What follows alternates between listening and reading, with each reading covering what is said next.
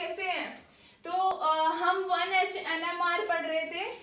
1H NMR इसका हम basic पढ़ चुके हैं, ठीक है। तो उसमें हमने बहुत कुछ टॉपिक डिस्कस कर रहे थे, जैसे कि डीशिल्डेड कौन होता है, शिल्डेड कौन होता है, किसकी क्या वैल्यू आती है और किस रेंज में होती है, केमिकल शिफ्ट वैल्यू किस ऑर्डर में होती है और किसकी ज्यादा आती है। मेटल में पॉजिटिव चार्ज हो तो वो कौन से जोन में आता है, डीशिल्डेड में या शिल्डेड में, ठीक है। तो मेटल हाइड्राइड बॉन्ड के कंसेप्ट को हम डिस्कस कर चुके थे कि -5 से 15 ppm के अराउंड इसकी रेंज होती है। तो ये बेसिक चीजें हम एक वीडियो हमने इसकी कर ली है। तो ये सेकंड पार्ट है इसका। तो इसमें हम ये स्टडी करेंगे, अगर कोई हाइड्रोजन ऐसे इनकैप्सुलेटेड होता है, क्या होता है इनकैप्सुलेटेड मतलब इंटरस्टिशियल साइट पे है। अगर कोई हाइड्रोजन इंटरस्टिशियल साइट को ऑक्यूपाई कर रहा है तो वो हाइड्रोजन डीशिल्डेड होगा, वो हाइड्रोजन मोस्ट डीशिल्डेड होगा। उसकी पॉजिटिव वैल्यू आएगी, कितनी आएगी, 30 ppm के अराउंड। कितनी आएगी, 30 ppm के अराउंड आने वाली है इसकी वैल्यू। तो अब ये क्वेश्चन अराइज होता है कि इनकैप्सुलेशन के लिए कितने मेटल्स होने चाहिए। तो इसका आंसर है 3। Maximum number of metal for encapsulation of hydrogen is 3। अगर यहाँ पे दो हाइड्रोजन है, अगर यहाँ दो मेटल है तो वो इनकैप्सुलेटेड नहीं होगा, वो मे बी टर्मिनल हो या मे बी ब्रिज हो, तो मैक्सिमम नंबर कितना होना चाहिए, 3 होना चाहिए मेटल का, तब वो हाइड्रोजन इनकैप्सुलेटेड होगा, मतलब यहाँ इंटरस्टिशियल साइट को ऑक्यूपाई करेगा, ठीक है। अगर ये ऑक्यूपाई कर रहा है तो वो मोस्ट डीशिल्डेड होगा। डीशिल्डेड मतलब उसकी वैल्यू पॉजिटिव होगी, केमिकल शिफ्ट वैल्यू क्या होगी, पॉजिटिव होगी, ठीक है। और जैसे कि ये दो क्वेश्चंस हैं, यहाँ पर एक हाइड्रोजन दे रखा है और 6 मेटल है, 6 मेटल है। हमें तो वैसे भी 3 ही चाहिए, इनकैप्सुलेशन में 6 दे दिए, तो ये क्या होने वाले हैं, ये क्या होने वाले, इनकैप्सुलेटेड।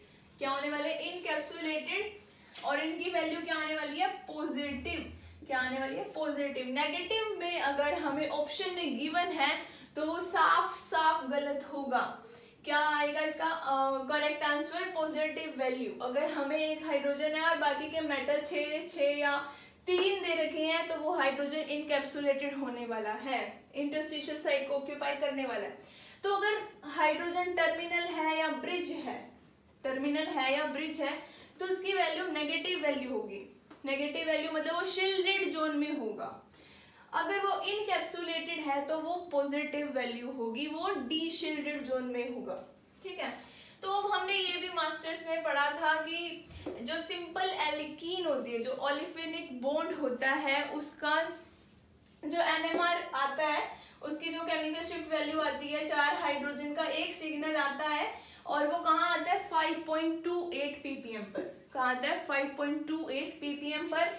और जो बेंजीन के 6 हाइड्रोजन का जो एक सिग्नल आता है वो कहाँ आता है, 7.27 ppm पर। तो आज हमने एक नई चीज सीखनी है। अगर मैं इस बेंजीन को क्या कर दूं, ये वैसे डीशिल्डेड में जा रहा है, ठीक है, मतलब जहां हम इलेक्ट्रिक फील्ड लगाते हैं उससे रिवर्स ऐसा कुछ होता है। तो ये आपका कंसेप्ट बहुत बेसिक है, मास्टर्स में हम पढ़ चुके हैं।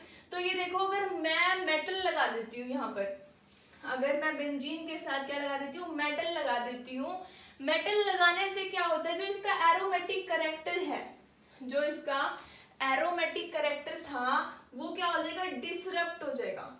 डिसरप्शन क्या बोलते हैं, डिसरप्ट हो जाएगा, disruption of aromatic character of benzene. तो उसकी वजह से क्या होगा, इस मेटल के लगाते इसका एरोमेटिक कैरेक्टर डिसरप्ट हो गया और ये बिहेव करने लगेगा किसकी तरह, इसकी तरह, इस सिंपल एल्कीन की तरह ये बिहेव करने लगेगा, सिंपल ओलिफेनिक बॉन्ड की तरह ये बिहेव करने लगेगा। जो इसकी रेंज 7.27 थी वो ना होके इसकी रेंज हो जाएगी 4 से 6 ppm।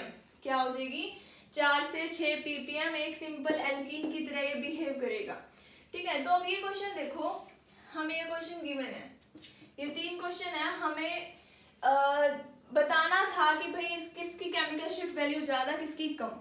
तो आपको साफ साफ दिख रहा है। आप जब ये कैलकुलेट करेंगे तो 18 इलेक्ट्रॉन है ये तीनों, ये क्या है 18 इलेक्ट्रॉन है, तीनों डायमैग्नेटिक है, तीनों क्या है डायमैग्नेटिक है। तो आपको एक चीज दिख रही होगी, इस मेटल पे पॉजिटिव वैल्यू है, इस पे कोई चार्ज नहीं है, इस पे नेगेटिव चार्ज है, इस पे नेगेटिव चार्ज है। ये पॉजिटिव चार्ज मेटल इलेक्ट्रॉन क्या कर रहा होगा, ये पुल कर रहा होगा, पुल कर रहा होगा ना, इलेक्ट्रॉन क्या कर रहा होगा, पुल कर रहा होगा। But negative charge metal electron push कर रहा होगा, negative charge metal electron push कर रहा होगा। तो मतलब जो यहाँ पे इसके साथ जो हाइड्रोजन है, जो यहाँ पे इनका सिग्नल आने वाला है जो हाइड्रोजन का, उस पे यहाँ पे जो हाइड्रोजन है इलेक्ट्रॉन डेंसिटी ये मेटल बढ़ा रहा है, more electron density because it pushes the electron, ये इलेक्ट्रॉन पुश कर रहा है तो इलेक्ट्रॉन डेंसिटी बढ़ा रहा है। तो जो हाइड्रोजन का सिग्नल आने वाला है वो शील्डेड जोन में होगा, शील्डेड जोन में होगा तो मतलब उसकी वैल्यू क्या होगी, शील्डेड जोन में मतलब उसकी वैल्यू कम होगी ना 3.28 ppm। उसके बाद ये थोड़ा डी शील्डेड और ये हाईली डी शील्डेड, तो ये क्या होगा हाईली डी शील्डेड। तो आप देख रहे होंगे कि इनकी वैल्यू 4 से 6 ppm के अराउंड ही आ रही है। तो ये किसकी वजह से हुआ, मेटल लगाते ही जो वैल्यू आनी चाहिए थी 7.27 समथिंग के अराउंड वो ना होके कहाँ आ रही है 3.28 ड्यू टू मेटल। क्या हो रहा है, एरोमेटिक कैरेक्टर डिस्टर्ब हो रहा है और ये बिहेव किसकी तरह कर रहा है, सिंपल एल्कीन की तरह। ठीक है, तो यही चीज है। Okay, thank you so much for watching, thank you.